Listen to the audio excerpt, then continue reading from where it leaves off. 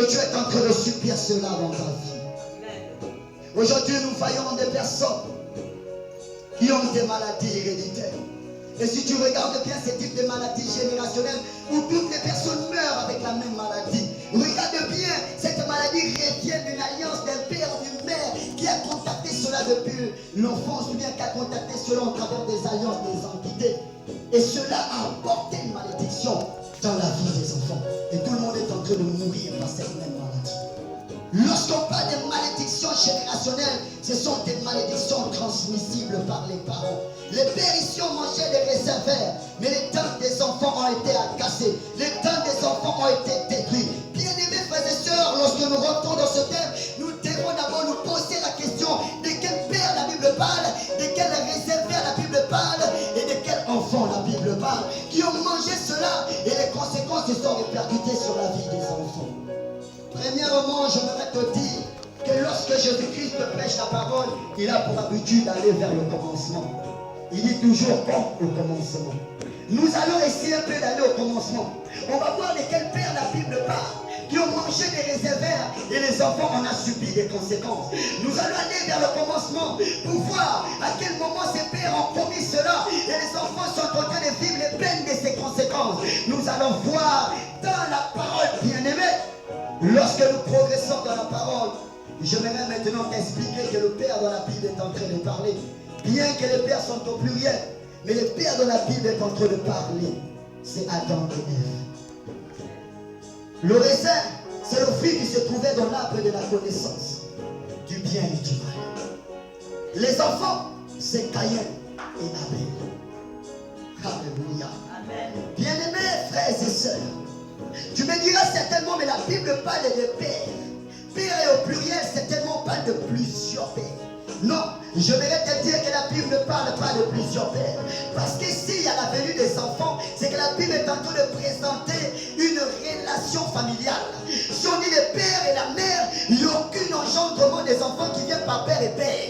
Lorsqu'il y a la naissance des enfants, c'est qu'il y a forcément le contact d'un père et le contact d'une mère.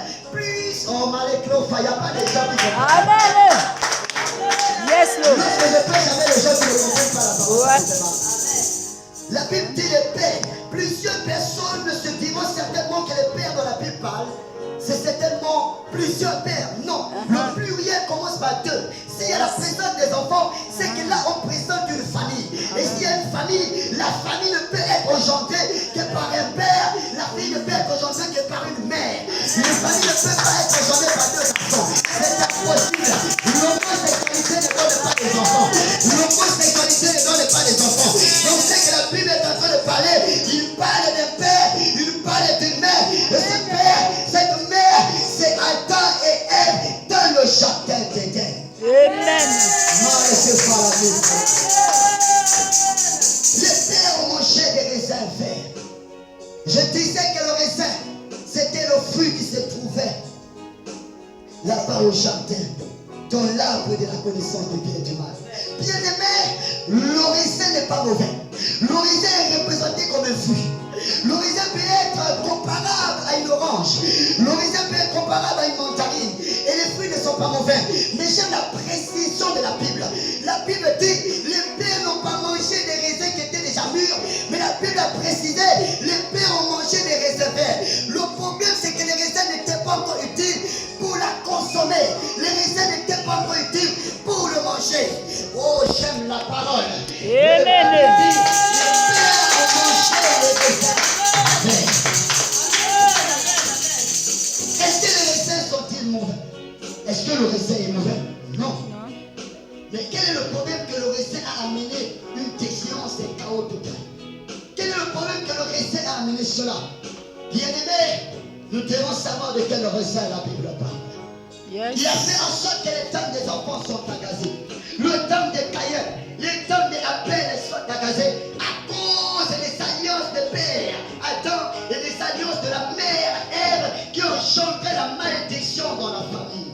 Amen. Il y a des familles qui vivent des malédictions parce qu'il y a un père ou il y a une mère qui a contacté une entité ou qui a contacté une alliance et a mené des choses dans la maison. Bien-aimé, fais très attention car ce que tu fais aura certainement des répercussions sur la vie de tes enfants. Fais très attention. Veille bien sur ta vie si tu es chrétien. Bien-aimé, Jésus le voit de voir les mamans chrétiennes. C'est très très important de voir les papas chrétiens. Parce que ça va mener à ce que les enfants marchent dans la bonne voie. Mais quand la mère est païenne, quand le père est païen, bien-aimé, ça c'est une chose. Tout ce que papa fera aura des répercussions sur la vie des enfants. Les pères ont mangé des raisins verts. Précision du raisin. Le raisin n'est pas mauvais, mais il est mauvais lorsqu'on le mange quand il est vert. Le raisin n'est pas mauvais, mais il est mauvais lorsqu'on le suce quand il est vert. Et si un jour, il arrive que tu arrives à sucer des mangues vertes, bien aimé, tu auras un écoulement des ventres. Pas que les mangues sont mauvaises, mais le problème c'est qu'elles ne sont pas encore mûres. Amen. Et lorsque tu la manges quand elle est verte, elle te donne les conséquences. Raison pour laquelle ce fruit se trouvait dans l'arbre. Et ce fruit-là, c'était le fruit du mélange de l'arbre de la connaissance de ce qui est bien et le mélange de ce qui est mal. Je vais te rentrer tout à l'heure dans une profondeur. Bien aimé, la connaissance de Dieu, c'est la vérité. Mais la connaissance du monde, c'est le mélange du bien et du mal. Regardez bien, le fruit n'était pas mauvais, mais il portait en lui le bien, il portait en lui le mal. Il était bien lorsqu'on le mangeait quand il est mûr, mais il était mal lorsqu'on le mangeait quand il est vert. Ça veut dire la connaissance du diable, la connaissance du monde, c'est le mélange de ce qui est bien et le mélange de ce qui est mal. Mais la connaissance de Dieu, c'est la vérité parfaite. Regarde bien, la voiture, elle est bien, la voiture, elle est bonne, c'est très bien de jouer une même voiture. Ça te permet de te déplacer, ça te permet d'aller à un endroit et à un autre endroit, ça te permet de vite arriver quelque part. La voiture, elle est bonne, mais regarde chose, la voiture, elle est bonne, mais la voiture aussi porte le mal.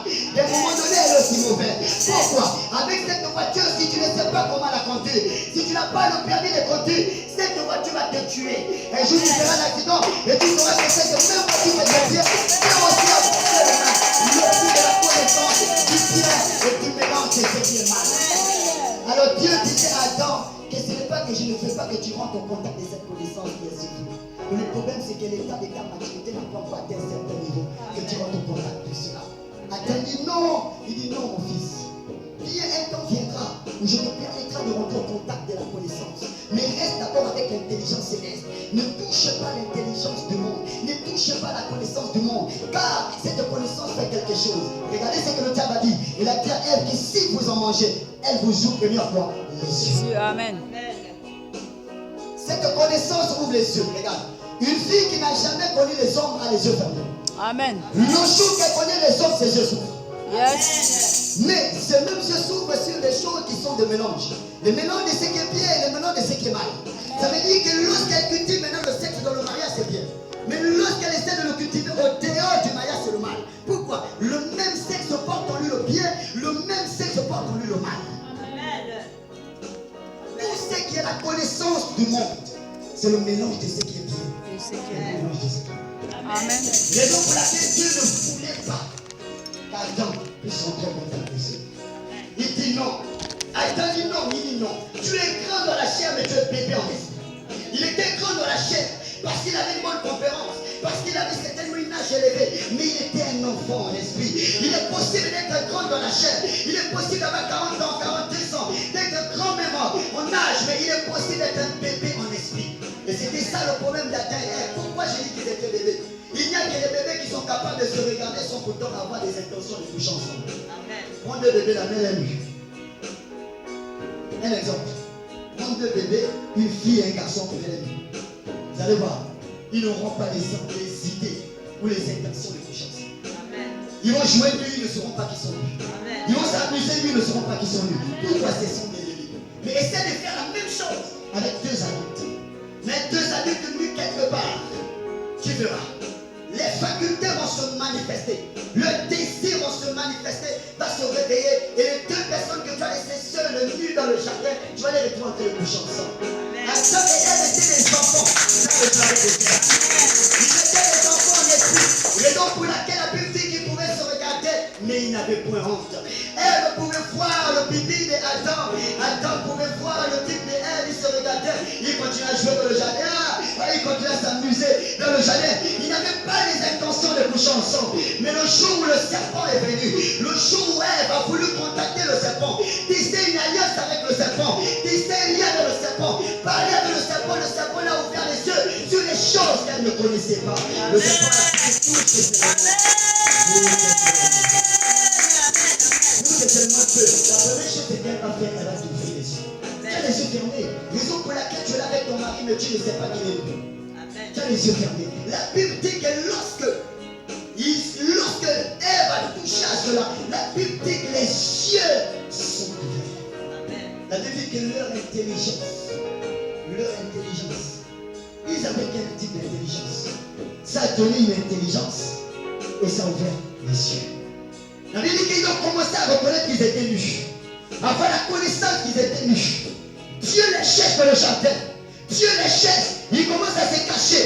Il commence à se cacher derrière un arbre. Parce qu'il constate qu'il était nu. Mais attends, tu ne savais pas ça. Parce que tu n'avais pas la connaissance de cela. Tu as touché au fruit. Il était encore vert. Il n'était pas le temps de le couper. Il n'était pas le temps de rentrer en contact avec le fruit. Le fruit est pas encore vert. Et lorsque le fruit est vert, laisse d'abord le fruit mûrir. Si tu le touches, il t'ouvrira les yeux sur ce que tu ne connais pas. Les pères ont mangé des raisins verts et les dents des enfants ont été agacés. Bien-aimé, quand Dieu a parlé à Adam, il a dit à Adam que celui qui touchera cela, il mourra. Alors Ève s'est contactée d'aller essayer. Elle en a touché. Lorsqu'elle a touché, elle a donné à son mari. Lorsqu'elle a donné à son mari, on voit là déjà les pères qui ont mangé des raisins verts. Mais il y a une chose. Le problème, c'est qu'ils ont constaté qu'ils n'étaient pas morts malgré la déclaration de Dieu.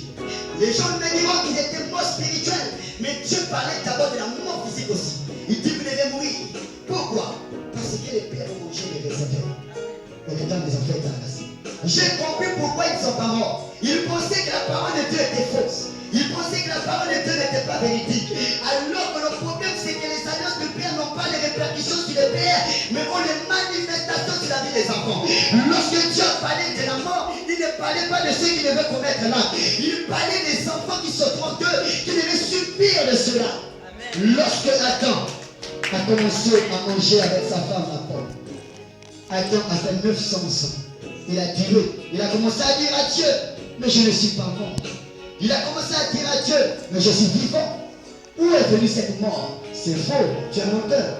Mais la Bible nous dit, à la naissance de Caïn, lorsque Caïn naît, au chef de la parole, il est l'aîné de la famille.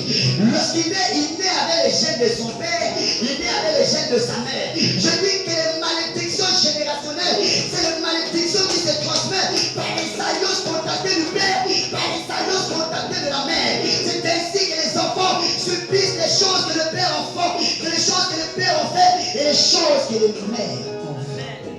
Attends, je ne suis pas mort. Je ne suis pas mort. Dieu est un menteur. À la naissance de Caïn et à la naissance de son cousin Abel, les deux décident de travailler pour Dieu. Pendant que Caïn était un laboureur et que Abel était un berger, ils ont décidé d'aller s'offrir à Dieu, donner le meilleur de ce qu'ils avaient produit dans leur travail. Lorsque Caïn vient, il présente à Dieu ses fruits. Lorsque Abel vient, il présente à Dieu son bélier. Bien-aimés frères et sœurs, la Bible dit qu'Abel a été agréé par Dieu. Abel a été approuvé par Dieu. Caïn a commencé à manifester les actes de jalousie. Caïn a commencé à manifester les actes de la haine à l'égard de son propre frère. Mais donc qu'est-ce qui s'est passé?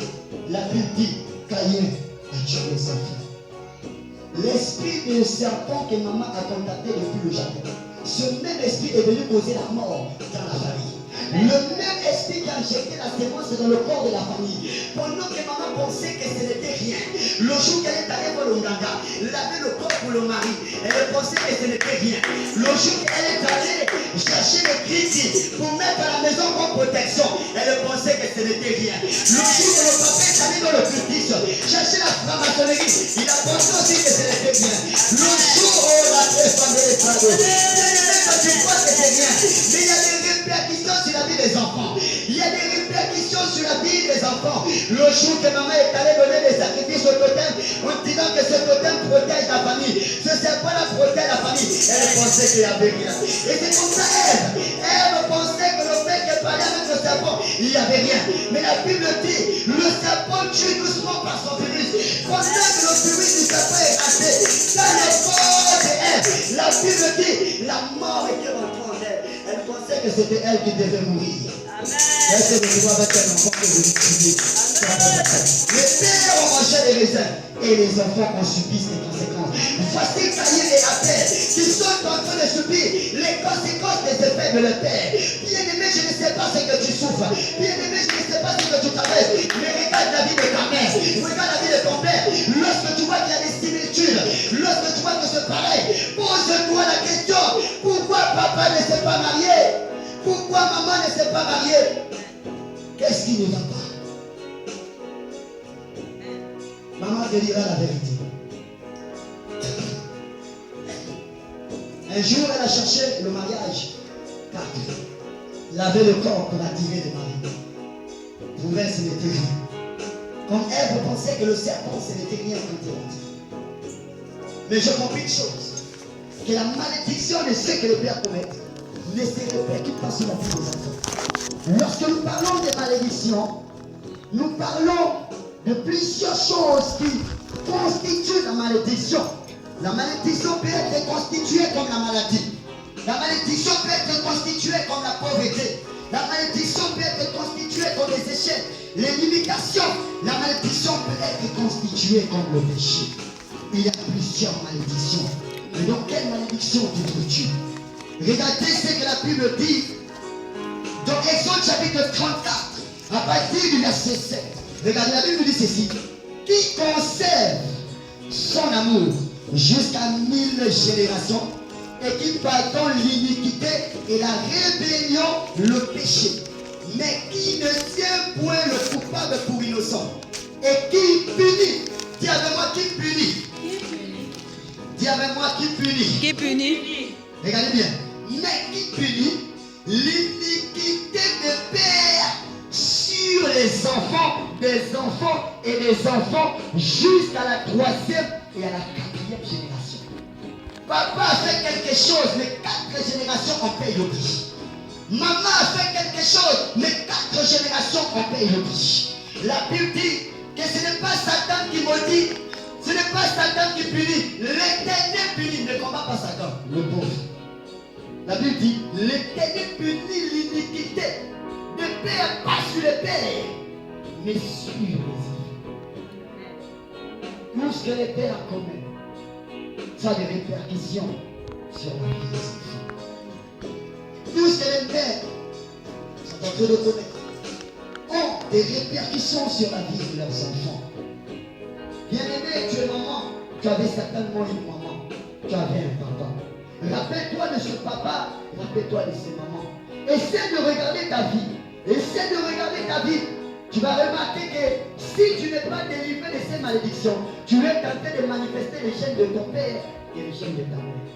C'est ainsi que nous voyons des personnes qui sont dans l'emprise de maladies générationnelles. Des maladies qui ont tué le grand-père. La même maladie vient tuer la grand-mère, vient tuer la mère, vient tuer les enfants. Tout le monde meurt avec la même maladie. Pourquoi? Malédiction générationnelle. Nous voyons dans une famille où personne ne se marie. Malédiction générationnelle. Nous voyons dans une famille où la pauvreté atteint un niveau où personne n'a le droit d'être riche. Malédiction générationnelle. Nous voyons dans une famille où un père s'est arrêté à une certaine classe, une mère s'est arrêtée à cette classe. À la naissance de ses enfants, il ne traverse pas la classe.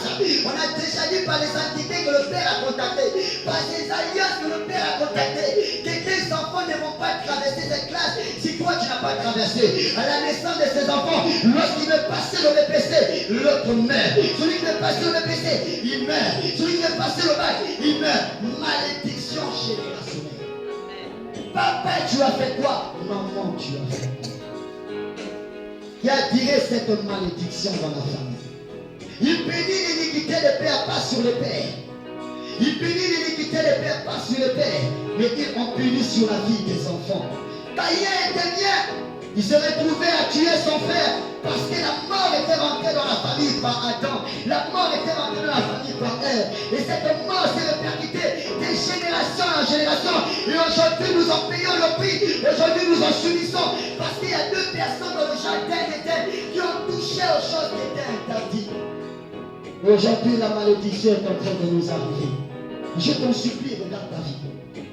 Essaie de t'imaginer la vie de ton père. Imagine-toi la vie de ta mère. Tu sauras que c'est une malédiction qui est en train de vous ranger. Dans Romains chapitre 5, à partir du verset 12 jusqu'à 15, regardez ce que la Bible dit. Bien-aimé, ce proverbe-là, c'était un proverbe de l'Ancien Testament. Mais, bien-aimé, j'aime la parole parce qu'il y a le Nouveau Testament. Nous sommes encore dans l'Ancien Testament et nous avons vu que cette malédiction se transmet de génération en génération jusqu'à la 4e génération.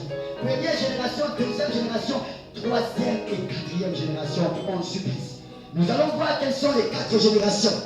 Ce problème de malédiction, ce problème de condamnation, ce problème de la mort, ce problème de limitation, ce problème de malédiction générationnelle avait tellement rangé à quelle famille ou à quelle génération ça devait s'arrêter. Lis rapidement Romains chapitre 5 à partir du verset 12 jusqu'à 15.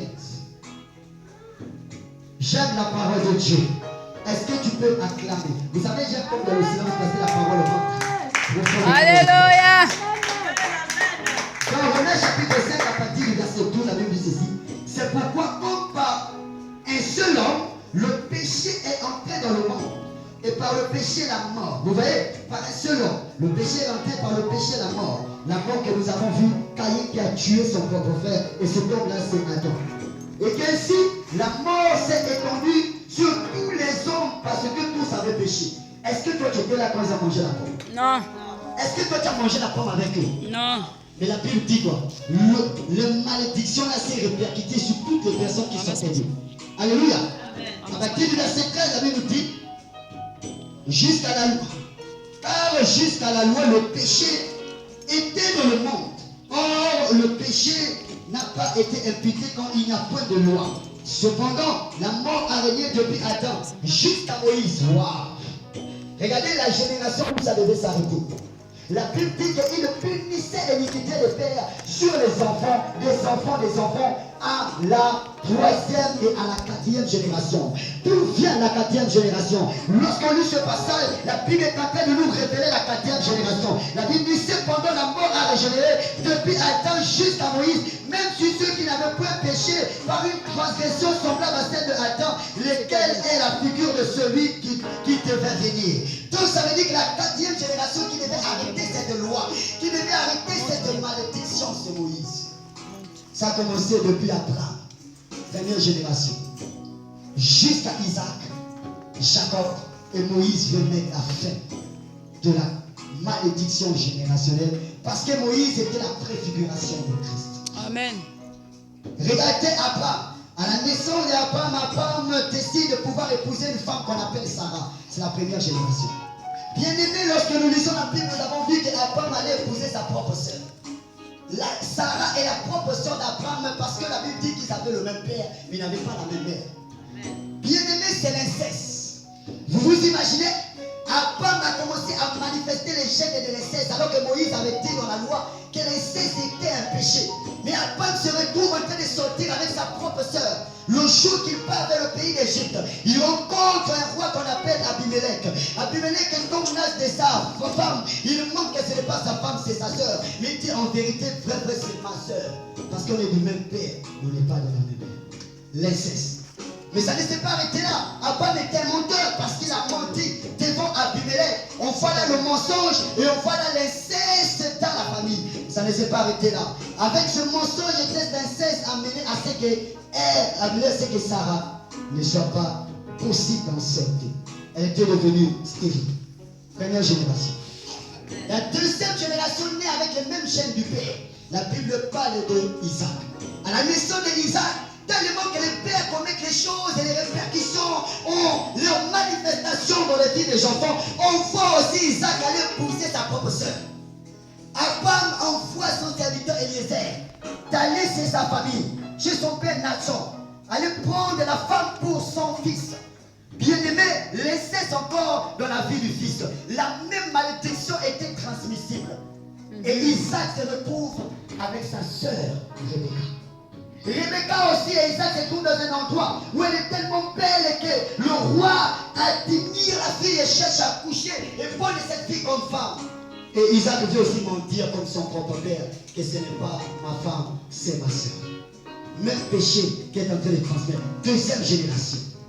Mais nous constatons que le même que Sarah était stérile, Rebecca aussi était stérile. Ça ne s'est pas arrêté là. La malédiction doit s'arrêter à la 4e génération.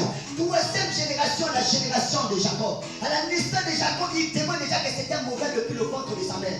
Il veut sortir le premier alors qu'il est le 4e. Il n'est pas l'aîné. Il refuse que son propre frère puisse sortir le premier alors que son frère est l'aîné. Il commence à tirer le bien de son frère. À la naissance de son frère, il maudit son frère en voulant le droit d'aînesse de son frère. Il ne les arrête pas là. Il prend la bénédiction qui était réservée à son propre frère. Il en prend. On voit déjà que c'était un mendiant, un bandit. Mais ça ne s'arrête pas là. Il repart aussi épouser la femme dans sa famille. Parce que Laban était le frère de Rebecca.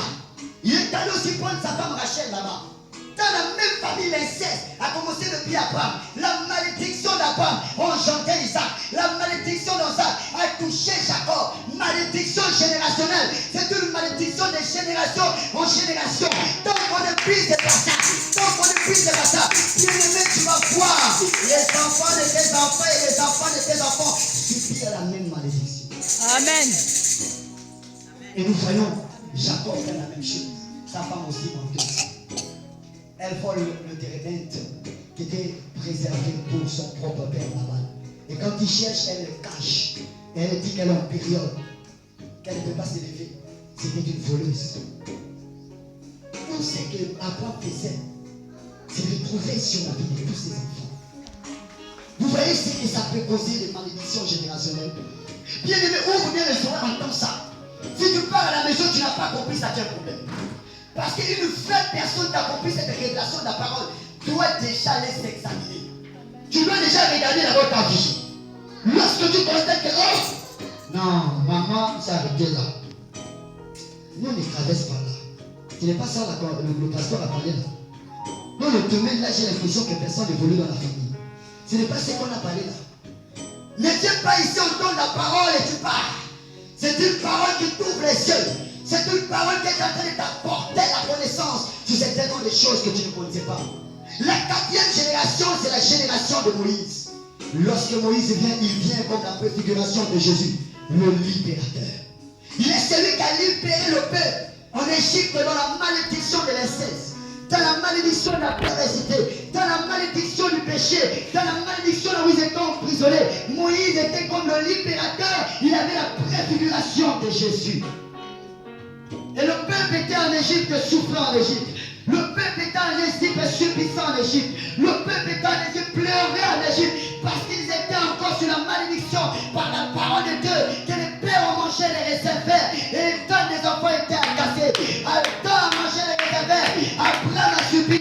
Isaac a subi. Jacob a subi. Toi, Moïse aussi, viens libérer ce peuple. Viens sauver ce peuple. Moïse a fait tous les miracles. Pharaon ne l'a pas dit. Mais le jour qu'il a présenté l'agneau, qui a été livré. Prenez un agneau, égorgez-le. Prenez le sang et mettez sur les linteaux de la maison. Sur les deux poteaux et sur les linteaux. Lorsque l'ange de la mort passera, il ne vous touchera pas. L'agneau était la représentation de Christ. Car Moïse était le libérateur. Je suis encore en train de parler de l'ancienne alliance. Mais que dit dans la nouvelle alliance? Est-ce que dans la nouvelle alliance, les enfants peuvent toujours manger les réservaires, les dents des enfants sont toujours agassés? Est-ce que dans la nouvelle alliance, malgré que Jésus a fait couler son sang, on peut toujours subir les conséquences de notre père, les conséquences de notre mère? Maman, il y a une révélation. Je viens de dire que dans la nouvelle alliance, les temps ont changé. Dans la nouvelle alliance, les lois ont changé. Dans la nouvelle alliance, ceux qui se disaient comme prophète en Israël a changé. Oh, je suis en train de parler. Alléluia. Amen, amen, amen, amen. Alléluia. Moïse était le libérateur. Lorsque Moïse est venu, regardez ce que Moïse a fait. Moïse engendre une autre génération qui vient changer la donne de la loi. Amen. Il engendre un Jérémie. Et regardez ce que Jérémie vient dire. Abati, oh la faradi clépharos. J'aime la parole de Dieu. L'inama sofaradi cléphas. Dans Jérémie chapitre 34, à partir de notre verset 7. Oh Jésus, ta parole. Oh Jésus, ta parole. Que cette parole délivre une personne de l'ignorance. Que cette parole apporte la connaissance. Que cette parole permet à quelqu'un de réfléchir et de changer sa donne. Amen. Dans Jérémie 34, à partir du verset 7, regardez ce que la Bible nous dit. J'aime la parole. Oh, la pratique à douce. Jérémie 34. Est-ce que c'est Jérémie? Oh, et le souffle a gardé la femme. Il ne le fera pas dire. Jérémie 31. Excusez-moi, je me suis trompé. Jérémie 31, verset 7. Dis avec moi, Jérémie 31, verset 7. Jérémie 31, verset 7.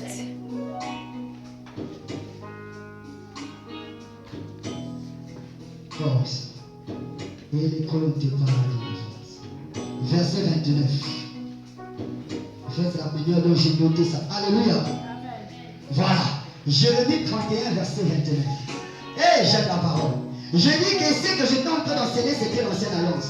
Je prie que tu sois délivré de l'ancienne alliance. Je prie que tu sois délivré des anciennes nobles. Je prie que tu sois délivré des anciennes alliances ou des anciennes lois. Mais que le Seigneur puisse t'amener par Moïse dans la nouvelle alliance où tu sors de l'Égypte, où tu étais emprisonné. Mais que tu comprennes que dans la nouvelle alliance, les choses ont changé. Dans la nouvelle alliance, tu ne portes plus le sang de ta mère, tu ne portes plus le sang de ton père, mais tu portes le sang de quelqu'un qui a payé à la croix. Alléluia. On n'a jamais péché. On a créé paradis. Regardez ce que je veux dire. Amen. C'est Jérémie qui va nous choquer tous les yeux. Alléluia. Oh, maladie Kéfa. Que dit la nouvelle alliance? Que dit la nouvelle alliance? Est-ce que les choses sont toujours pareilles? Non. Est-ce que les choses fonctionnent toujours de la même manière? Non, non, non. On va citer que la nouvelle alliance dit dans Jérémie chapitre 31 à partir du verset 29. Yes. En ces jours-là, pendant que lui dit en ces jours-là, moi je vais dire en ces jours-ci. Yes. Pendant que lui dit en ces jours-là, moi je vais dire Présentement. en ces jours-ci, en ces jours-ci, en ces jours-ci, en ces jours-ci, en ces jours-ci, en ces jours-ci. Regardez ce que la Bible dit. Oh la paix, n'a pas le chemin de paradis. La Bible dit en ces jours. Oh la paradis farados. Voici Jérémie. Malgré fondé. Voilà. Voici. Chez Gavados. Malgré fondé, c'est Farados. Voilà. Il dit en ces jours-là. Moi je dis en ces jours-ci. Amen. En ces jours-ci. Regardez. On ne dira plus. Il y a devant, on ne dira plus. On ne dira plus. Je disais que Moïse est la préfiguration de la fête de la loi. Et Moïse a engendré un fils qu'on appelle Jérémie. Lorsque le prophète Jérémie vient, il dit tout ce que vous avez dit comme prophète en Israël. Vous devez en manger les raisins. Yeah. Tombe sur la vie des enfants. Moi j'arrête ça aujourd'hui.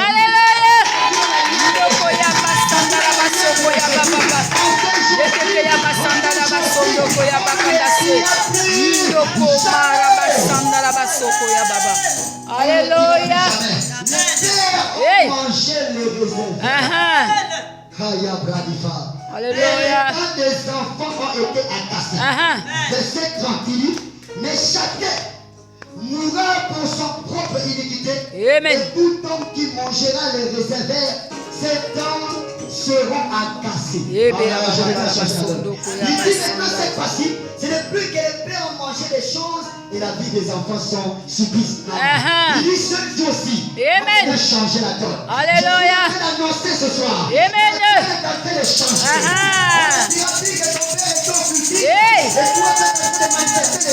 Alléluia.